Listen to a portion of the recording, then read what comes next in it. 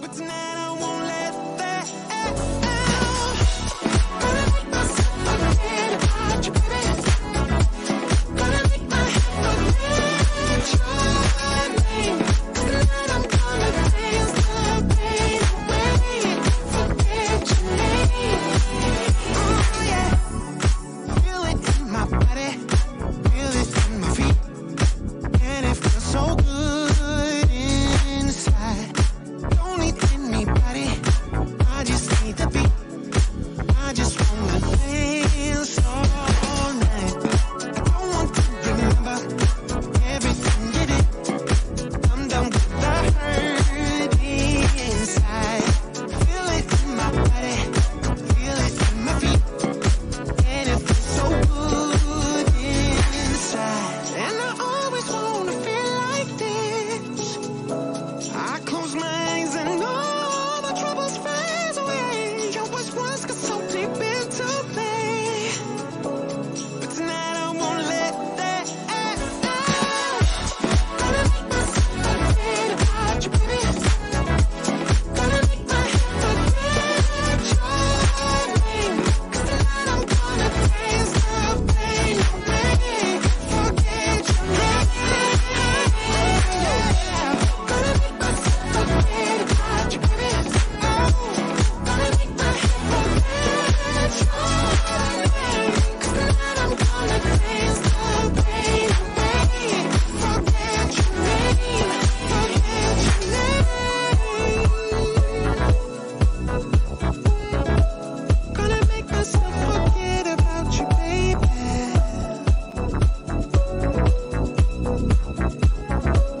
Gonna make my head forget about your name, yeah.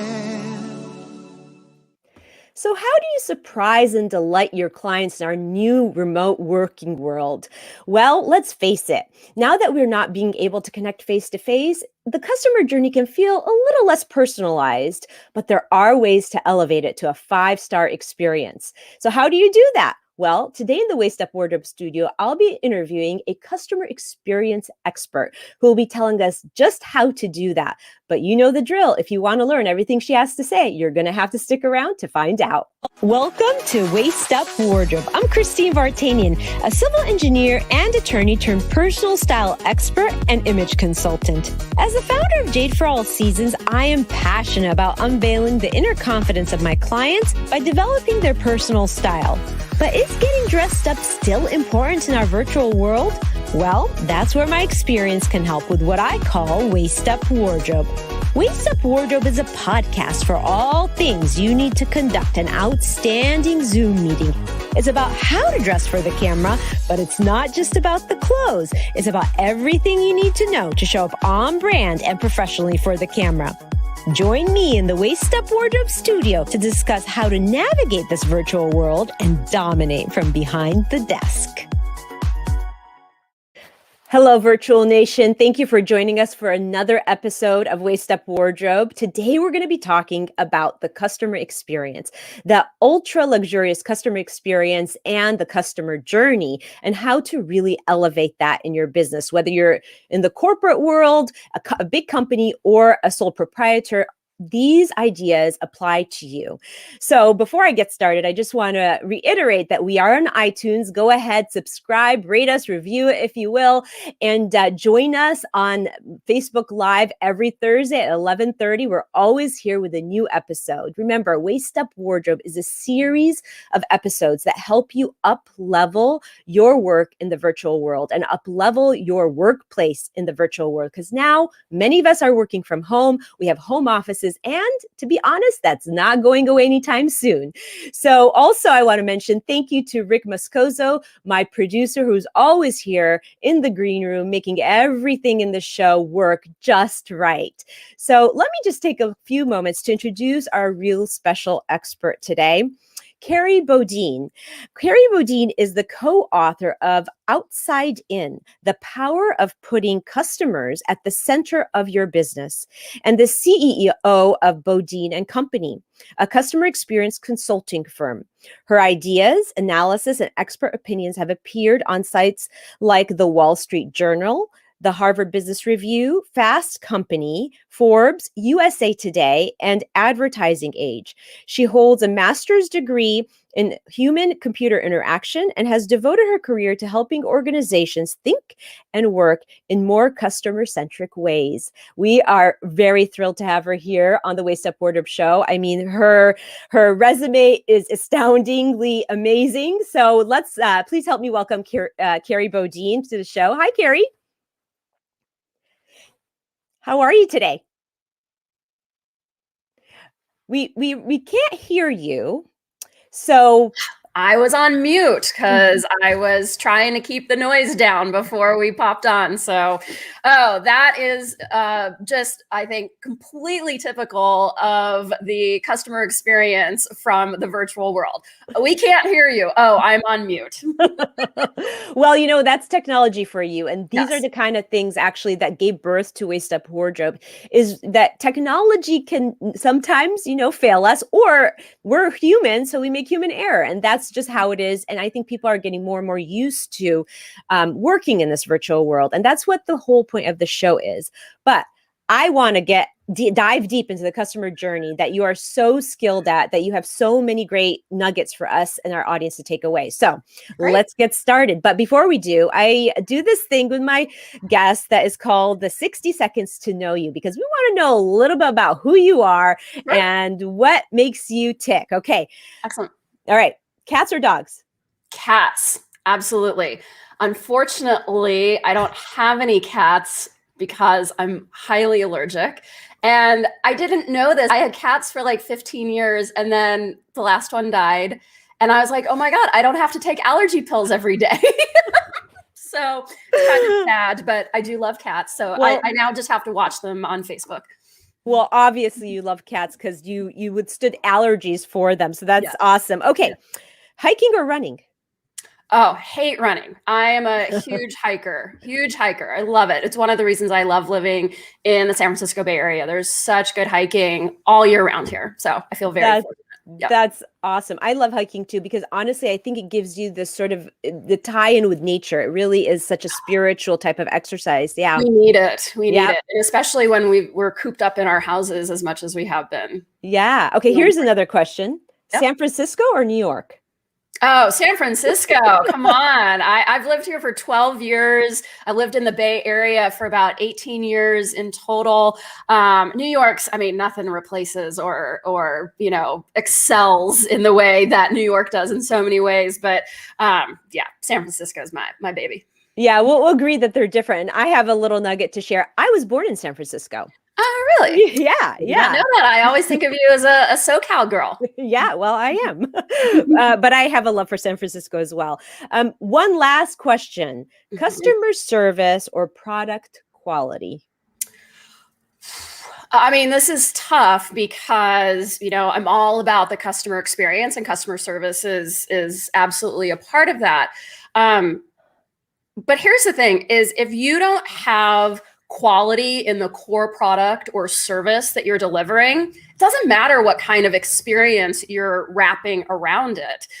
There's actually a framework from the world of customer experience. And some people think of it as a triangle, kind of like Maslow's hierarchy of needs, where at the bottom is the value, the usefulness of a product or service. And if you don't have that, the rest of the experience really doesn't matter. On top of that, you've got the ease of use. So it's useful, usable, because you don't want to have to like jump through 25 hoops in order to get that value that you're paying for. And at the top of the pyramid, it's about emotional connection. So useful, usable, enjoyable. And so of course you really want to connect emotionally with your customers as well. So I would have to say at the bottom of that, yeah, you've got to focus on having a really killer and functional product or service before you can think about anything else. Oh, I totally agree. In fact, I've been asked that question before, and I really believe that it's both. You have to have both. I mean, if you have a product that is amazing, but then you really are terrible at customer service, people are not going to even want to explore the product. That's just been my personal experience. But that it's very interesting because I wanted to pose that question to you because I was so curious because that was posed to me once in the past, and I thought, I don't know. I feel like it's both, which I think you kind of reiterated. Yep, for sure. Yeah. For sure. Yeah. So Elaine is here with us and she's saying, hello, ladies. Thank you for joining us, Elaine. And stick around because Carrie has a really special multiple offers at the end of the show that she's going to be offering to our viewers and anybody who listens to the replay. So please, by the end of the day, of course, but please stick around. Okay. So my first question really is sort of the foundation, Carrie. In this virtual setting, I just want to ask you, do you think it's harder to ensure quality customer care, or what do you think about that? I think it's just different.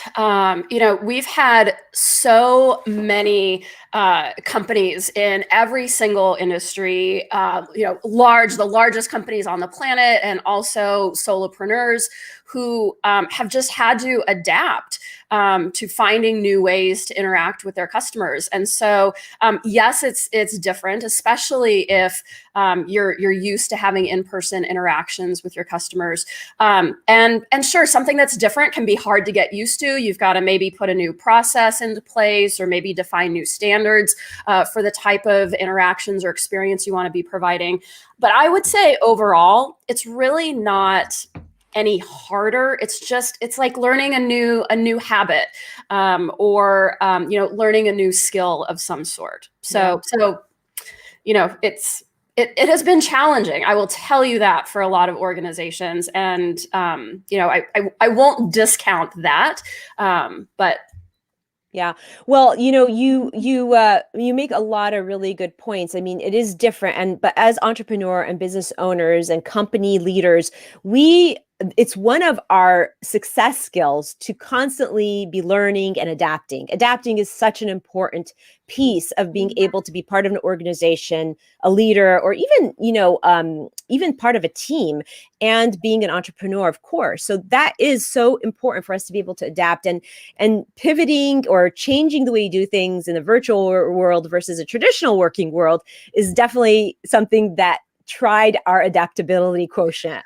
I think that word adaptability is so important. At the beginning of the pandemic, I had most of my business in person. I was going around and doing workshops in person with organizations, speaking at events in person, and all of that business went away in the matter of like 48 hours, which was incredibly frightening. Yeah. But I adapted. And one of the things that I did was, so I teach these online courses around customer journey mapping. Said, you know what, I'm going to figure out how to do this online.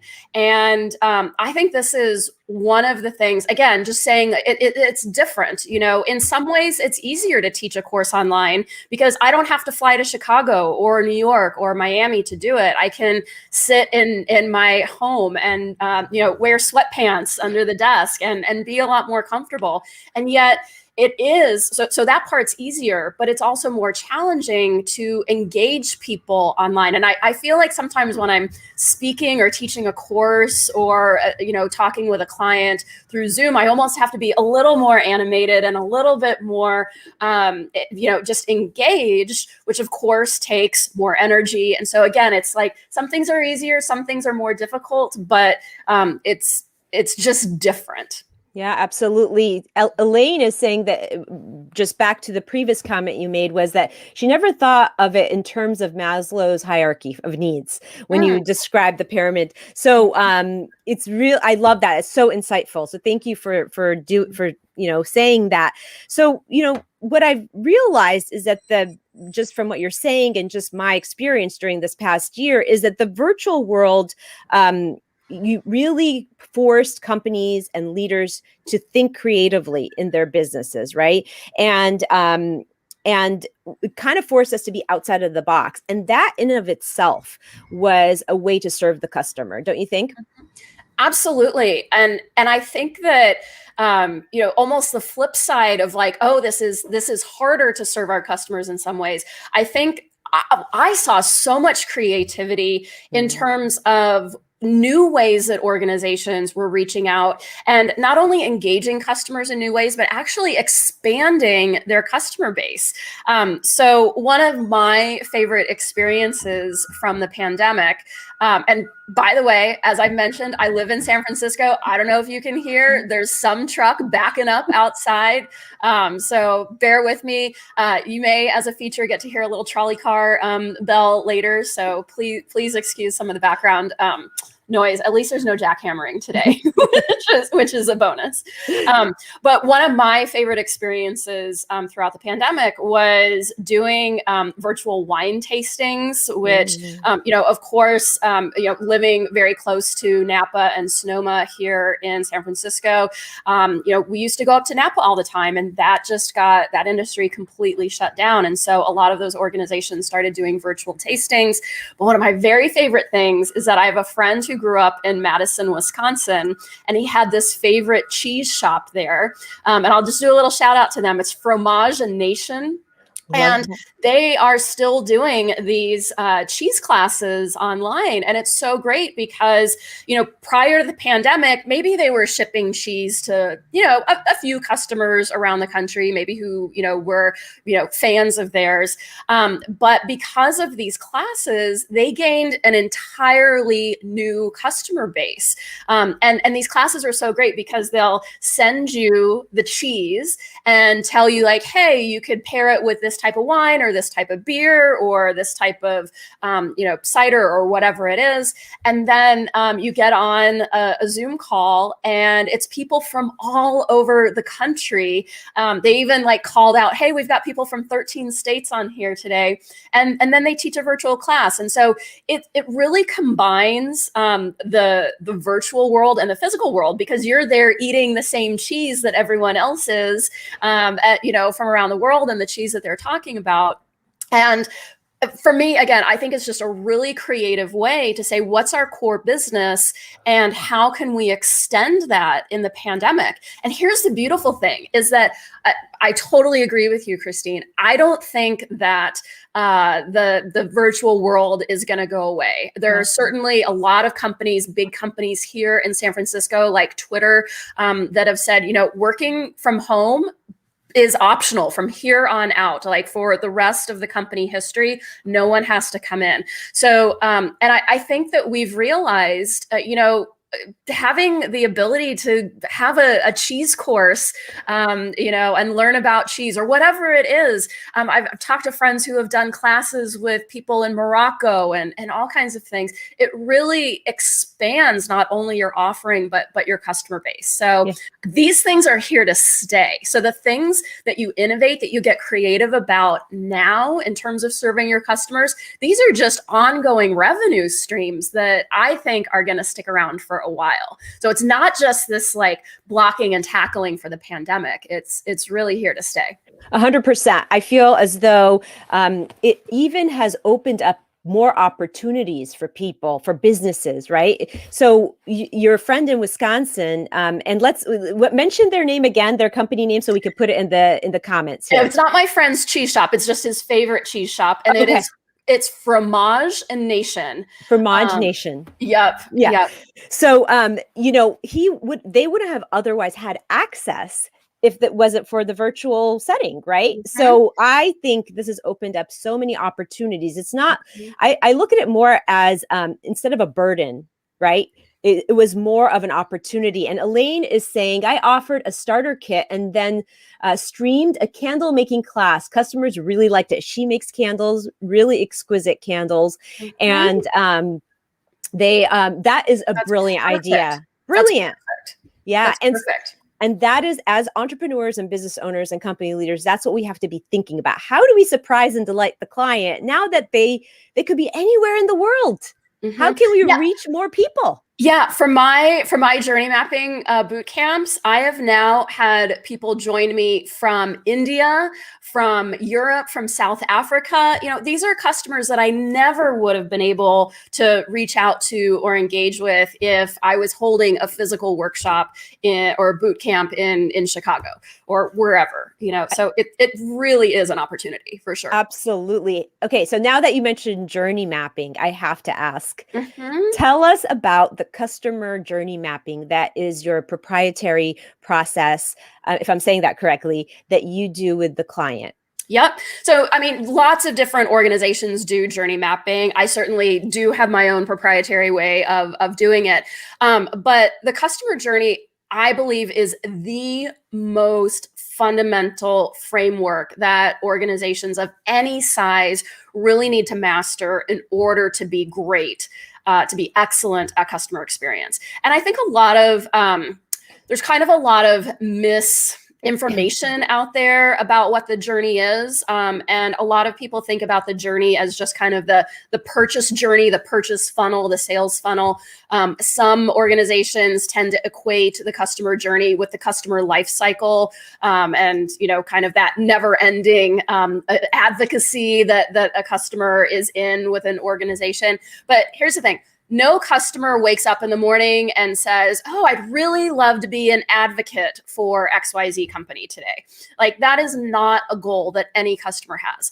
And so the framework of the customer journey, when you really start to apply it effectively, it's all about understanding what goal, what task is your customer trying to accomplish. They want to learn how to make their own candles, or they want to purchase a new car, or they want to close, purchase their house. That's a journey I'm going through right now, which is a complete mess.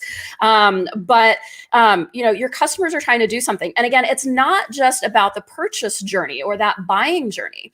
It's also journeys that happen, or goals that your customers have after they have purchased from you. So they want to get set up with your product or service. If you think about doing a business with a company like Comcast or Verizon, you don't just instantly get access to the service. You say, "I'd like to start the service," and then there's some period of time where that elapses until you actually get everything turned on and set up. So we typically talk about that as the onboarding journey. Mm-hmm. Then there's a journey where your customer is actually using your products and services. So for you, it'd be the actual journey of being styled, or being in the middle of that actual service experience. There's also fixed journeys. So this is where customers have an issue. It could be an issue with the product or service itself, and their goal is essentially to get that resolved. It could be something like a billing issue where, I have a problem or I have a question, and my goal is to get this resolved or answered. Yeah. And there's one more really important journey to focus on. And this is a journey that I don't think many companies focus on nearly enough. And it's the leaving journey. So it is possible, excuse me, I have to sneeze. Speaking of allergies, it is possible and probable that at some point your customers will want to leave you. They decide, you know what, I no longer want to receive your newsletter, or I don't want to do business with you anymore. And for some organizations, maybe you're kind of, you do one candle class, and then, you're not actively, a customer may not actively be leaving after that, but maybe they're not going to sign up again. Hopefully they are. But, with a company like Comcast or, again, Verizon, there is absolutely a point where a customer says, "I do not want to be a customer of yours anymore." And a lot of organizations make that journey incredibly difficult. So whether, again, it's a customer saying, "I don't want to be your customer anymore," or "I just don't want to get your newsletter as often," you've got to make sure that when people pull back, that you still make that a good experience for them. Absolutely. I totally agree with that. So it's so interesting. One of the fixed journey that you were talking about, see, I have a philosophy, and that is that the quality of a business and the quality of a company by how they work with you when you have a problem. Mm-hmm. It's true. So if somebody, when you're trying to engage a client or really sell them on your service or pitch them, that's like that's like the honeymoon, right? You're really excited about them. You're really wanting to engage them. And then and then they're engaged in the process. And then somewhere down the line, sometimes something happens that is out of anybody's control, not because you were negligent or didn't do your work properly, Things but happen. things happen. Maybe your work delivery is dependent on somebody else's, but how you handle that is everything to me. Mhm. So what do you think Absolutely. about that? Absolutely. It's such an opportunity to just exhibit empathy for that person. And that's really, that's what everyone wants. Everyone, when they have a problem, when they have a question, they want to feel heard. They want to be seen. And of course, they want that to be resolved. But, there was a time when you would call into a contact center and speak to a customer service representative, and they were all given these scripts, and it would basically be the beginning of it would be, I'm so sorry to hear about your problem. And it just felt so robotic. And Christine, I don't know if you ever had any of those calls. The contact centers, the people that manage them, have really stopped that type of scripting because it came off as so false and so just really the opposite of what they wanted. It came off as completely unempathetic because it was clearly just part of a script. And so really my best advice for whenever there is an issue that your customer might have that you're trying to get resolved is to first of all, just listen and just pause and soak everything in. It might be really hard to hear it. It might be that you've done something wrong or someone on your team has screwed up, and really just listen. Don't get defensive, just soak it all in, and then really just try to empathize and just be human with that person. And don't try and put on a corporate hat or try and make something more formal than it needs to be. Just be human. That's all anyone wants. Authenticity. It's Yep. all about being authentic. I mean, we've all in the business world have talked about this to death, really, the authenticity piece. So that really is what it comes down to. But also, also is that ability to communicate. There's so many things really that help entrepreneurs, leaders be really successful. And one of them is the adaptability quotient that we talked about, but also the ability to communicate. And part of communication is listening. So you hit it nail on the head. And I love how you really simplified that. And the humility to listen without feeling like it's personal, right? It's about the client. The client journey is about the client. It's not, Yes. right? Yes, absolutely. Absolutely. Your job is to support the client in meeting their goal, achieving their goal. And sometimes that goal might just be voicing a complaint. Sometimes it might be getting an issue resolved or a question answered. And so by listening, you can start to figure out what is their goal. And if you don't know, you can even ask them, what would make a good outcome? Like, what are you really hoping to achieve? I want to make sure that I can do whatever that I can. And sometimes, I've been in a position where, I can kind of suss out what is being requested kind of implicitly, and I can make an offer. And sometimes it's not clear, and it's okay, again, to just be human and say, hey, I really want to make this right for you. Do you have something specific in mind that would make this right? Yeah, I love that. What is the outcome that you would like to see happen? What is the outcome that would make you feel fulfilled in this process? I think that's a great question to pose. And Elaine was referring back to, the customer journeys, and she said about the leaving part, the leaving journey, and she's saying you have to really make it. Don't make it difficult, because that can really affect your reputation. Yes, absolutely. I mean, if you think about, well, I don't know if you remember, a few years ago, Comcast went viral because there was a guy who recorded a 45-minute phone conversation where he was trying to cancel his service. And this guy on the other end of the phone was following a script, and he was gold.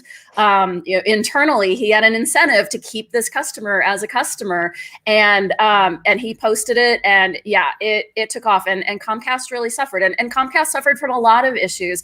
They have now, oh my gosh, they are so impressive to me. And it may not come across in every single interaction, and everyone's going to have a slightly different experience.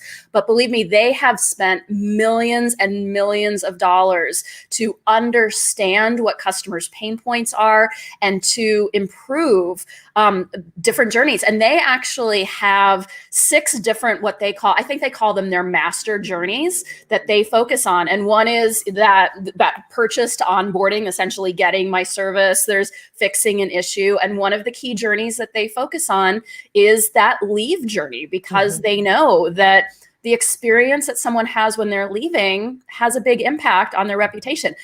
I like to think of this actually as like a romantic breakup. And so if you think about, when two people are parting ways, what is said between them and what goes on, who throws whose stuff out on the lawn, that all has a huge impact on whether or not those two parties are going to say good things or bad things to their friends and family members about the other person, whether those two people are willing to talk again in the future, or maybe if they're even willing to get back together in the future. And so you've got to think of it just as a romantic breakup. How do you want that relationship to end, and what do you want that person to be thinking and feeling about the relationship and about you later on? That's such a great way to think about it. What a great metaphor, because it is a relationship between the client and the service provider.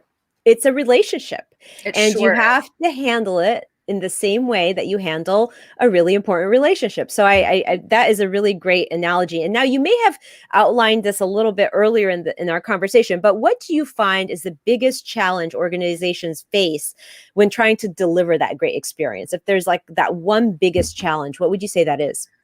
The biggest challenge is absolutely silos.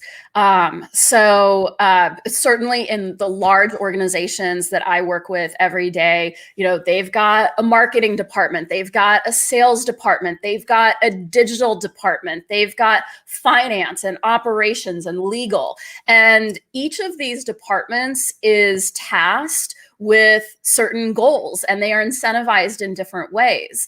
And so it can be hard for them to communicate across each other. And this is often where gaps in the customer experience become visible to the customers. So if there's a gap in the communication between, let's say, sales and then a team that's responsible for delivering a service, if there's a gap in communication or a gap in process there, from the time that a customer purchases a service and then actually gets up and running with it, there might be, a lag time where they have to wait, or where there might not be any communication at all, because sales is like, well, it's now someone else's responsibility, and someone else is like, well, sales should be, talking to them about, what's going to happen next.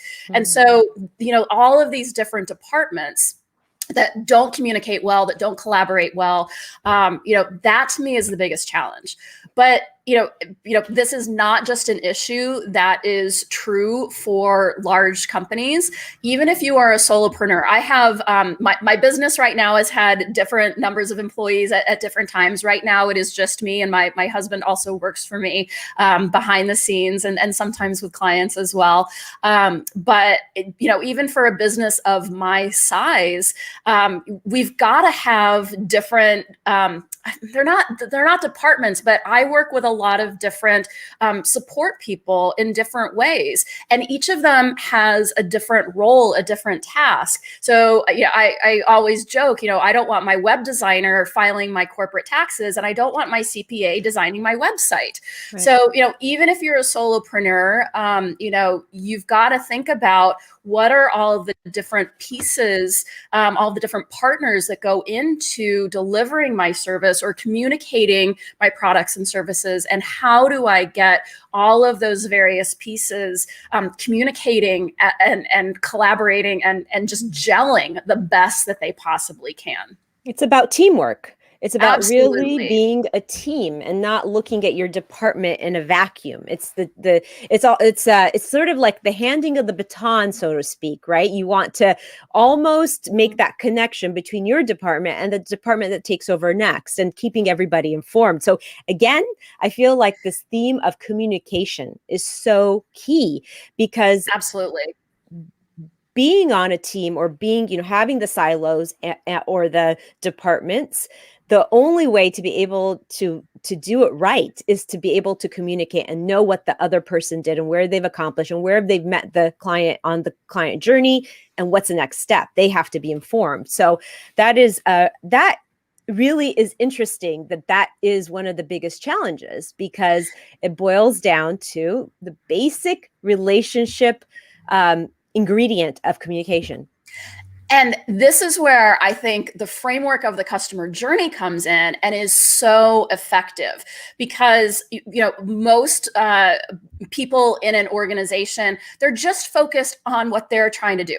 I'm responsible for answering customers' questions, or I'm responsible for updating the content on the website, or I'm responsible for creating these forms that customers have to fill out, whatever it is. And when you can think about the customer journey, you realize that the customer is crossing all of these channels. They're, going to the website and then calling up, and their goals are not pigeonholed into just your little part of the organization or what you're responsible for. Right. And so the framework of the customer journey, when you actually create a journey map that visualizes what the customer is doing and thinking and feeling at each step of the way, each interaction, it's an amazing tool for people behind the scenes to really start to realize how they are all interconnected and how they have to work together in order to deliver that experience and that journey that's really going to support the customer. And Yeah. I often like to use, when I'm teaching a boot camp or delivering a speech, I've got this diagram that I use, and I introduce it as it looks kind of like a mountain range, and it's got ups and downs on it. And I'm like, you can think about the customer kind of walking along the ridge line of a mountain range, and they're going up, and those are the good parts of the experience, and then it goes down, and those are the bad parts of the experience. So you've got kind of this visual of the mountain range. And then I say, but it's not really a mountain range. In fact, it's just the tip of the iceberg. And then I bring in the rest of the diagram, and it's just massive in terms of everything that goes on behind the scenes, in terms of policies and technology and data and the culture that you're trying to create in your organization, and incentives and hiring. And it's everything that you do. I think this is a really important message. Everything that you do internally, whether your customer sees it or not, is going to influence the customer experience. Every single person that you work with in your organization, or partners that you work with, they influence the customer experience. Absolutely. And so I think it's a really empowering message that, even if someone's working behind the scenes in finance, whatever it is, they are still part of that entire iceberg, that entire puzzle. As part of that, coming back to communication, they've all got to come together and realize how they have to work together, work better in service of the customer. I just had this thought that it's almost like having a car, right? And every part of the car has to function so that the whole big mechanism works. If if your pistons aren't working, or if your engine isn't working right, optimally, efficiently, then you're not going to get that efficient work output. So it's sort of like that. it's not just, the comfort of the seats or, kind of how flashy the dashboard is or the sunroof or whatever, like those are all the things that a customer might care about. But ultimately, yeah, you've got to have that functioning engine, or, you're not going anywhere. It doesn't matter how comfy the seats are if you're sitting in your driveway. Yeah. So how does a company, Carrie, ensure that, if the leaders and the owners of the company, they are maybe more invested in the company, how do you get your employees to be invested in this outstanding customer journey? Well, I am a huge proponent of co-creation. So whenever I am working with an organization, I'm not like a typical management consultant. There's a lot of management consultants that do customer experience work, and they get their brain and they come back and hand over on a silver platter, like, here's a journey map, or here's a strategy for your customer experience, or here's whatever. From my perspective, the employees need to have a say in building that. So whether they are, frontline, taking calls from customers, whether they're behind the scenes, they need to be involved in discovering what the customer pain points are, and then also coming up with the solutions. What are the new ways that we want to work? What new processes, what new communications do we want to build? Because people support what they help to build, what they help to create. And so, having something that the CEO just says, here's a new way that we're doing something, or, someone on the executive team, or, whoever it is, and kind of shoving that down and forcing it on the organization is never as successful as having the support from the top to say, yes, the rest of you define this, but then actually having people who are responsible for delivering the service involved in designing it. Absolutely. It makes the employees feel important, that their opinion matters, that they are helping building something bigger than them. It's not just a service that you're offering, but you're offering an experience, and you're offering peace of mind, depending on what service you're in, right, to your customers. So I think that's such a brilliant way to explain it. It's so exciting to have you on the show, because this is so important for any scale and any size of business. And your customer journey maps, I just get so inspired by just when you talk about them. They are very inspiring, because it forces you as a business owner to think about that as a priority. The customer journey is important. I can't tell you how many times, like, I've been, I've hired somebody, and, I accepted their contract and I paid them the deposit, and then time goes by and I don't know what's next. So it's like, okay, don't communicate with me. Tell me what's next. Tell me what to do, because I hired you, because I need you to tell me what to do and hold my hand through this. So do you have an opinion about that? Oh my gosh. Whenever I am working with a client to map their journey, I say, look out for places, have your antenna up for places where your customer is waiting. Because, when you're mapping a journey, you kind of want to pretend that you're watching a movie of your customer. What are they doing? How are they interacting with us? How are they interacting with other organizations or competitors or friends or family or whatever? But there are actions that are a little bit invisible. And waiting is one of those. There are, I would say, most of the journeys that I end up examining with my clients, there is some waiting somewhere in there.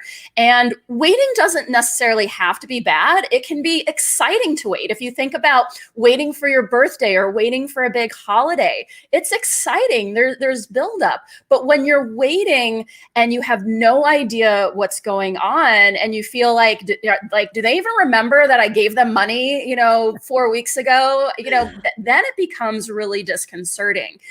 There's something that Mini Cooper did years ago. I'm not sure if they still do this or not.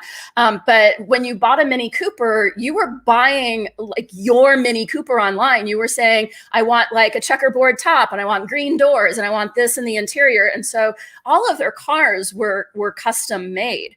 And so you wouldn't just like, go pick it out of the lot or, have it delivered the next day. There was a significant amount of waiting time.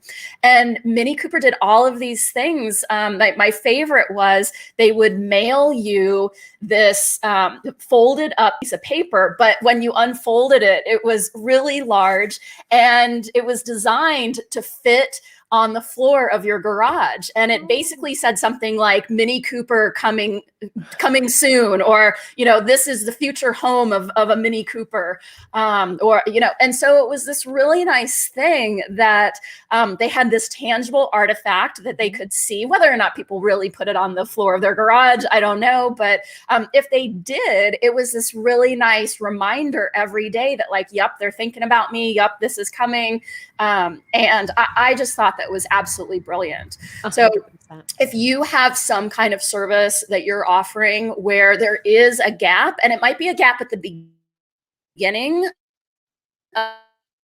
start of your service, or it might be something that's just inherent in the service later on, like getting a home loan. There's just gaps in the process where you don't hear from people, and you don't know what's going on. Just again, over communicate. This is what you can expect. So you're gonna fill out these forms, and then we're gonna go away for about 3 or 4 days. You're not gonna hear from us, but we're working on it, and then we're gonna come back to you and schedule time next week. Whatever that looks like, but just communicate and let people know what to expect.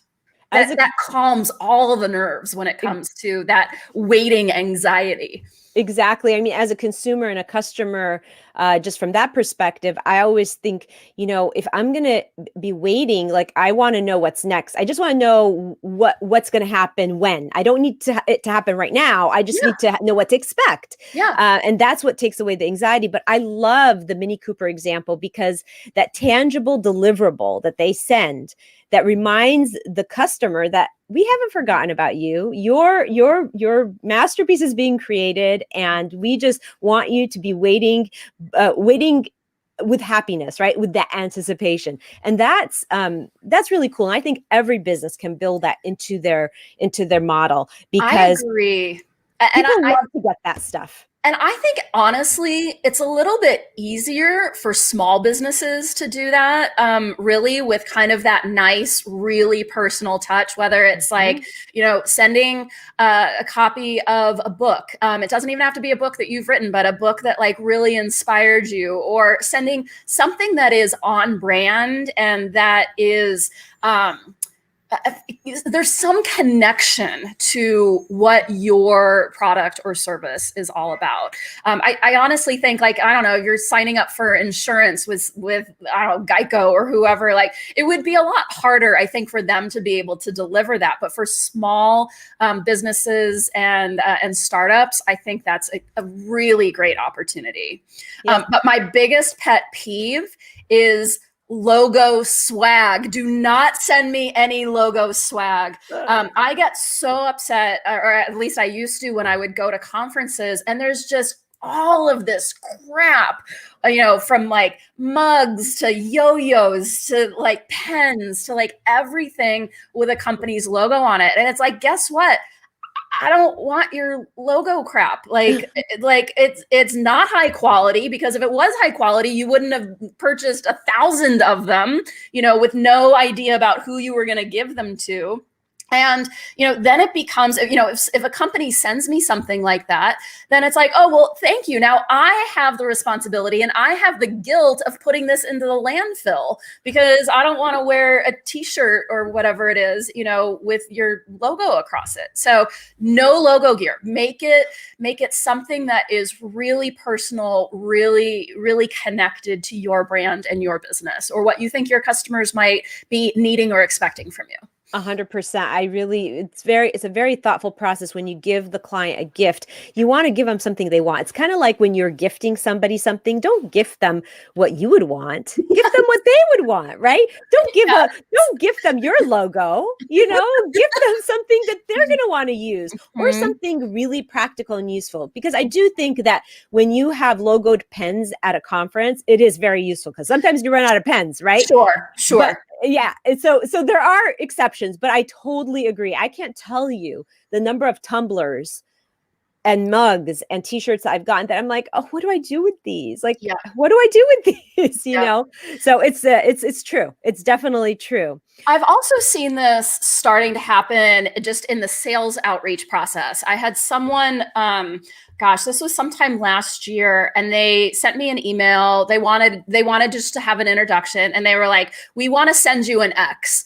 And we hope that you love it, and then maybe we can talk. And I was like, thank you so much, but please do not send me the X. I don't even remember what it was. I said, I'm trying to reduce my footprint, my carbon footprint here on the planet, and I don't want you to send me something. And then they replied and they said, well, how about if we made a donation to your university or something like that? And I was like, wow, like they actually took the time to not that it's that hard to go look at someone's LinkedIn profile and see where they went to school, but like that to me was incredibly thoughtful, that they would say, here's something that again is like building on that empathy, trying to develop empathy, putting yourself in the shoes, in the mindset of whoever your customer or your future customer is. 100%. I love that example. What a great way. I'm always thinking about ways to enhance the customer experience with deliverables that can be useful or meaningful. But here's a thought. Trying to go at it from a digital perspective, like this was a donation. It wasn't anything physical that somebody had to store. Yeah. It is a donation. I'll buy you a tree in this country, or, plant a tree in your name or something like that. What a great thought or idea, to still give the client this luxury, gift, but it's something that has a ripple effect. I mean, yes. I think we're onto something here. I think this is something that every company should be thinking about. So I love it. Yeah, I love it. Well, go ahead. No, I wanted to learn a little bit about your course, because I know you have one coming up. So can you tell us a little bit about that? Mm-hmm. Yes. So it is a course all about journey mapping. So it is based on my signature 2-day journey mapping boot camp that I used to run for 2 consecutive days in person in some lovely city around the US. But now it is virtual, and to kind of bring down the burden of doing a full day and then another full day in a remote environment, which, is just, it's more taxing in a remote environment. And also, people have all kinds of other things going on, like remote learning and things like that. And so it's 2 half days one week, and then another 2 half days the following week. And so that's the format of it. It's all in Zoom and free online collaboration tools. And we talk about the customer journey. You understand why it's important, how you can use it in your organization. And then we walk through the process that you go through to create a customer journey. And this is where, you talked about my proprietary process. It's certainly based on processes that are used throughout the industry, but it's got my special sauce in it. And it's really, it's honestly, it's the same process that I use on my big client consulting projects. And so someone has actually described it in the past as an MBA on steroids. Because we're talking about the customer journey, but it's not just about surprising and delighting the customer. It's about improving the customer experience in places that really matter.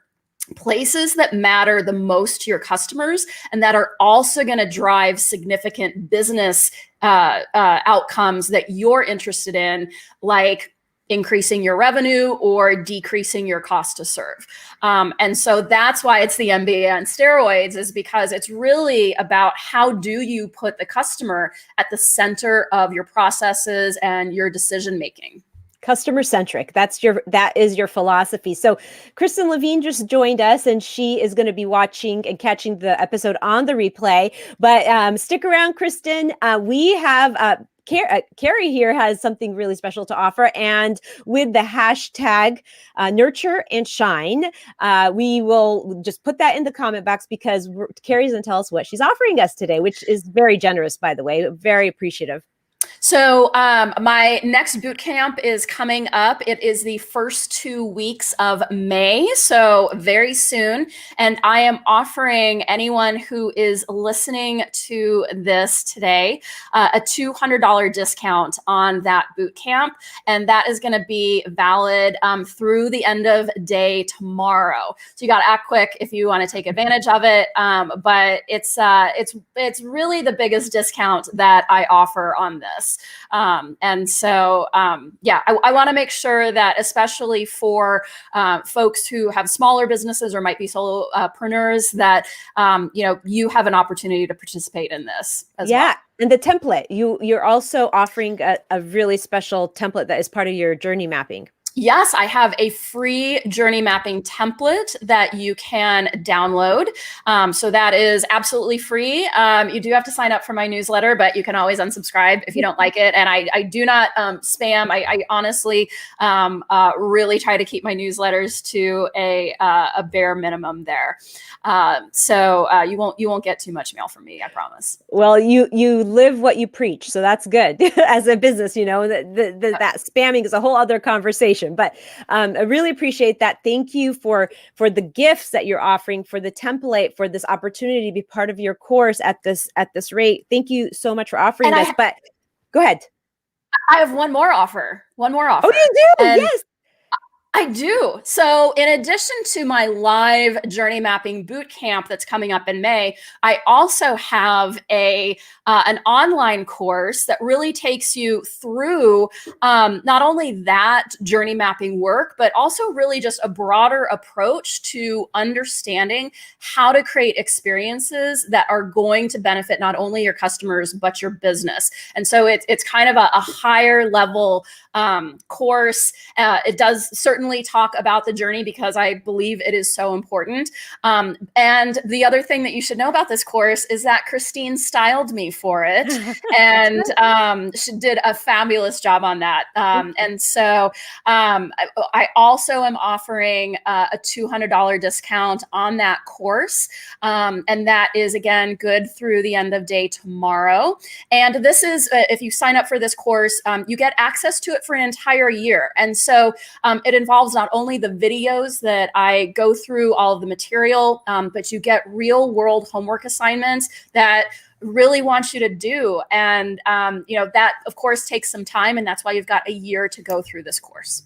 Awesome. Thank you so much for that generosity. But before we wrap up, we do a Waist Up Wardrobe Weekly wrap up. Tell us the main overarching takeaway that if people don't take anything away, what is the one thing they have to remember? You have got to listen to your customers. If you're not doing this already, please create some sort of survey that you can send out to your customers. And depending on the type of business that you've got, this might be a survey that you send out after you've delivered, say, a styling service or something like that. Or it might be a survey that you send out to all your customers once a year. There's lots of different ways to approach this. But the main thing is you've got to go out and get your customer feedback. And so if you don't feel quite ready to, set up a survey, and there's, again, a lot of good free tools that you can use for that. This doesn't have to cost a lot of money. Just pick up the phone and talk to one of your customers. Pick out a customer that you worked with recently, or maybe a customer you haven't heard from for a while, and just ask them what it was like. What were the highlights of working with you? What were the things that they would change? How can you improve their experience? But if you're not going out there and getting customer feedback, you're really flying blind when it comes to the customer experience. 100%. So with that tip of calling the customer and asking them what their feedback is, it's a really great tip. And that tool of the template that you're offering the listeners, give us finally an action item, just one action item that we can do as business owners that is easy, that can be done immediately to kind of spring us into action towards a better customer journey. I'm going to go back to what I just said is call a customer today. Awesome. Everyone can do that today. or email them to set up time for next week, whatever it is, but set up time with at least one customer to get feedback. It's going to be awkward. It's going to be painful. You're going to hate it at first, but you are going to be so grateful that you got over that hump and that you picked up the phone or that you sent that email and that you really connected and got that valuable feedback that's going to make you more successful, not only with that customer, but all of your future customers as well. 100%. Thank you, Carrie. You are amazing. You are a force, actually. I'm so thrilled that you came to Waist Up Wardrobe to share all this genius with us and to elevate this show. I so appreciate you. I know that when people listen to this replay, they're going to be blown away just because, sometimes we don't think about it. Like some of the things that you're saying, we'll say, well, yeah, of course you have to do that. But people knowing and doing are two different things. So really having an expert tell you that that this is what you should do and how you should do it is so important. And just the kinds of companies you've worked with, the level, the caliber, and the experience you've had just gave us so much to chew on here.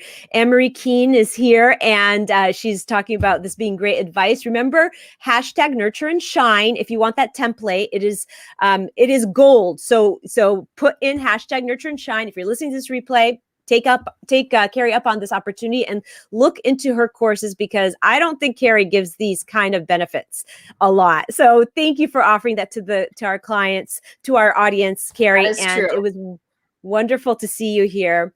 And there you have it, Waist Up Wardrobe Nation, the Waist Up Wardrobe weekly wrap up, and all that goodness that you can go and put right into action to make and create a great customer experience for your clients, whether you're a small business or you're a big business. And remember, Waist Up Wardrobe is on iTunes. Subscribe, rate us, and review us. We're on Facebook Live every Thursday at 11:30, same place, same time. And you can find us on Instagram at Waist Up Wardrobe and all of those social media platforms. So check us out. And we really appreciate your viewership. And join us next week, same time, next Thursday, when we are going to be talking to a very special entrepreneur who specializes in customer, in journeys and in creating these customized experiences to Italy. That is her niche. That is what she does. She creates these custom journeys to Italy and only Italy. But you want to hear about how she pivoted when everything went virtual. It's going to be a show not to miss. It's so interesting and it will be fun. So please join us and bring a friend.